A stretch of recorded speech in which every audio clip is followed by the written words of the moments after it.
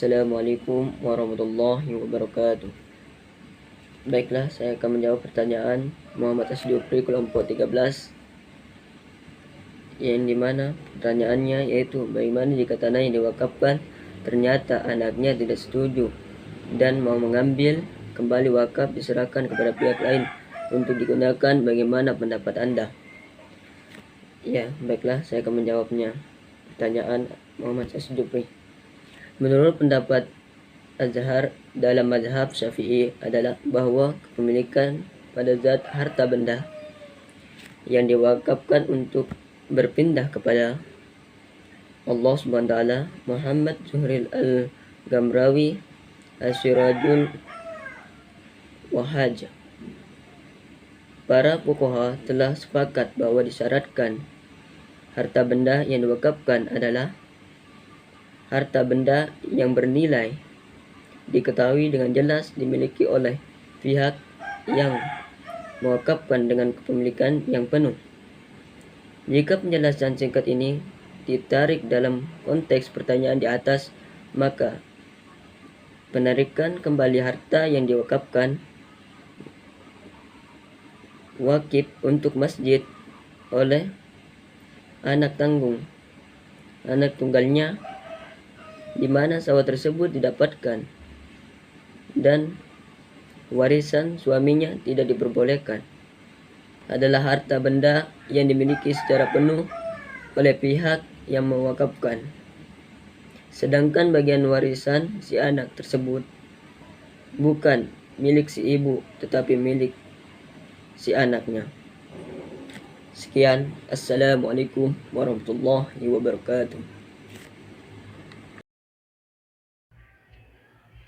Baiklah, pertanyaan selanjutnya dari kelompok 2 atas nama Nurjannah. Apakah orang yang mewakafkan tanah untuk membangun masjid itu terputus pahalanya ketika sewaktu-waktu tidak difungsikan lagi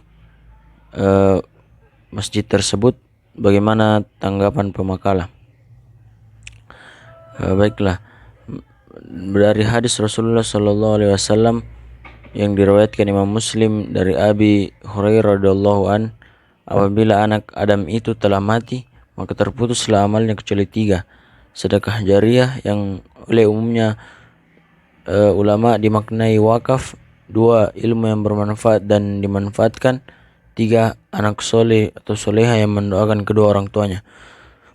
Dari hadis di atas dapat dipahami bahwa pahala wakaf akan berakhir seiring punahnya harta benda wakaf itu sendiri, atau tidak lagi mempunyai nilai ekonomis. Misalnya hewan mati, mobil atau kendaraan rusak, atau bahkan gedung yang hancur. Namun kalau contohnya masjid yang mungkin bangunannya roboh, belum bisa dipastikan kepunahannya, mengingat tidak tertutup kemungkinan ke depan bisa memiliki nilai ekonomis. Misalnya tatkala daerah tersebut dijadikan tempat yang lebih bermanfaat bagi umat di kemudian hari. Mungkin cukup sekian dari pertanyaan kedua. Bismillahirrahmanirrahim. Baiklah, saya akan menjawab pertanyaan dari kelompok 4 atas nama Nur Adi Azizah dengan pertanyaan, apakah wakaf dan sedekah itu berbeda? Apa sajakah perbedaannya? Jadi jawaban dari kelompok kami yaitu ya, pengertian sedekah yaitu saat seseorang memberikan hartanya, maka harta itu langsung habis manfaatnya saat itu juga. Sebagai contoh, seseorang bersedekah memberikan 30 anak yatim makanan berbuka puasa. Saat makanan sudah dilahap dan habis, maka orang tersebut dapat pahala, tetapi tidak ada pahala lainnya setelah itu, sebab pokok sedekah itu sudah selesai dan berhenti manfaatnya. Sementara wakaf, seseorang bersedekah dengan harta yang pokoknya tetap ada. Harta itu tetap menghasilkan pemasukan yang sifatnya terus-menerus dan juga rutin. Wakaf sendiri adalah sedekah harta untuk kepentingan masyarakat banyak.